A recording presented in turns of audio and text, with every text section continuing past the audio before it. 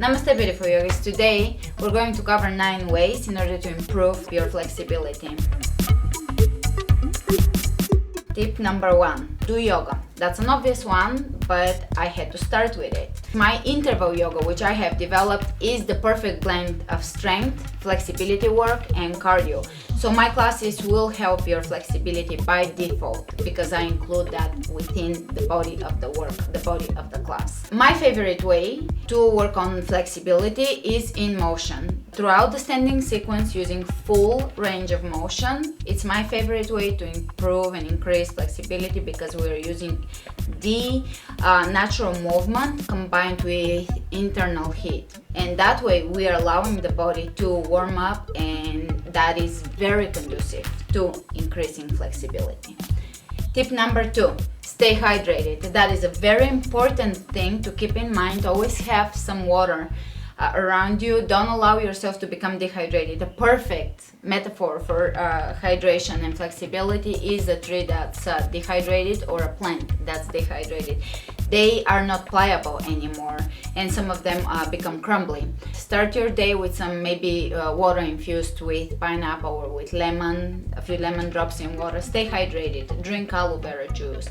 Drink teas, they count as hydration. And eat foods that are rich in water. Fruit rich in water is perfect. Tip number 3, eat an alkaline diet.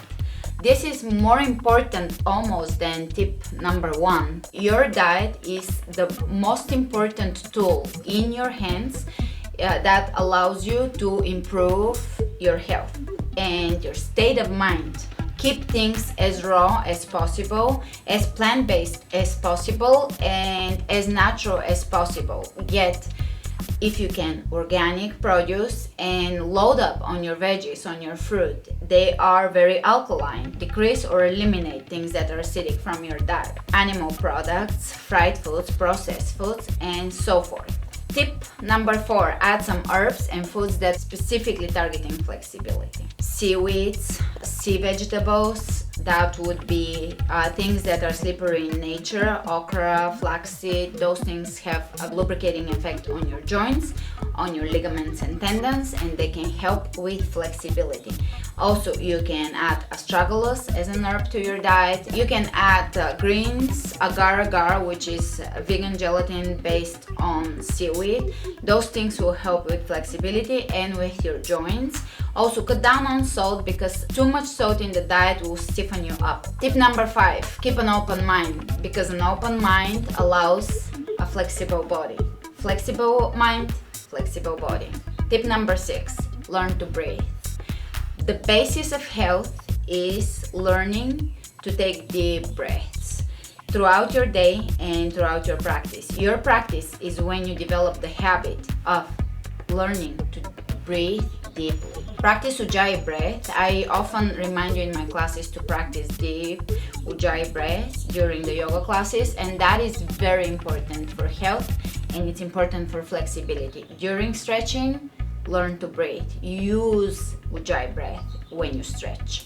Tip number 7, learn to let go. Learn to let go of trauma, of pain. Learn to let go of your pain body. Learn to release past emotions of hurt, resentment, regret, attachment to misery, attachment to pain. Practice gratitude and optimism. Practice forgiveness, loving compassion, and compassion to yourself as well. Tip number 8, mind your body. Mind-body awareness, mind-body connection. So when you stretch, make sure that you're actually envisioning what you're trying to achieve. Envision yourself flexible. The mind is a very powerful tool, not only for flexibility and strength and physical fitness, but in general in life, for manifesting anything in life.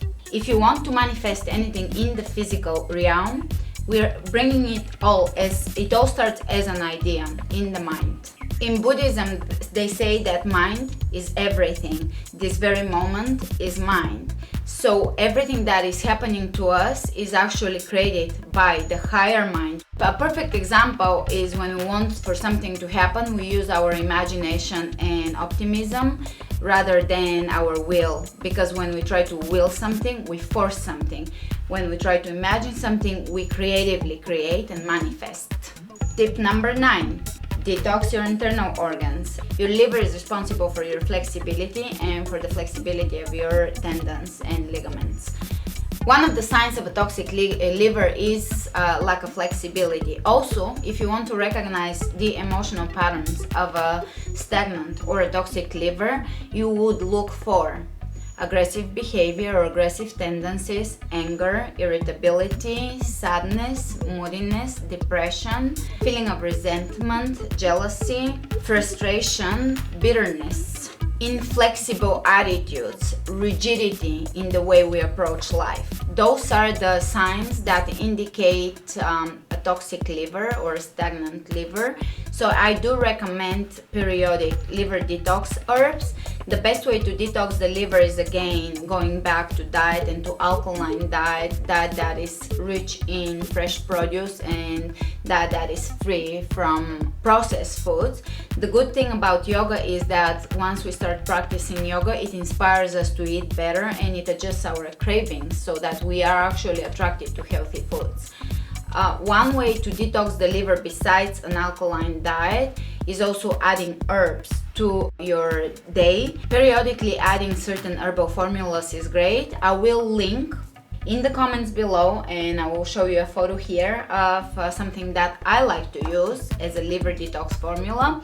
And also, while we are at it, why not detox the kidneys and the lymphatic system? Because everything is interconnected. There is no organ that stands alone in our body. The way humanity is interconnected and we all are part of one collective conscious, the same way our organs are not isolated. On the contrary, everything is working together as a whole.